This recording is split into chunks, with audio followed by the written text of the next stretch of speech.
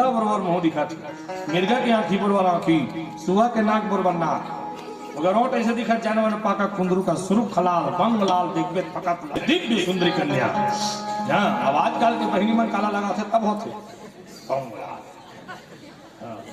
पहली के माता मन अपन अपना सजाए की जरूरत नहीं रहा, भैया खुदे सजे रहा है विधाता सजाग भेजे। अब आजकल तो उपद्रव का रक्ष यादे मन नहीं बात भादुर जार कर कहा जानते नहीं दादा उसने तमाशा लगा थे कि रायपुर में 14-15 दिन कीर्तन हुई सुनो छत्तीसगढ़ नगर में, तो गोपी चंद के कथा कहा तो मैडम बापरी रोज बैठे सुने वाला, अगर आत्मा एकदम भर कथा सुन के व्याकुल हो रोडा रेज बापरी है वैसे आंसू ऊपर ढंग से पहुंच पा से रहा सब धो पूछ तो एक ठन कहा गया नकली वाला हरे अच्छा कते किसे जान छक वाह हमरो घर टोकरी किसने लगा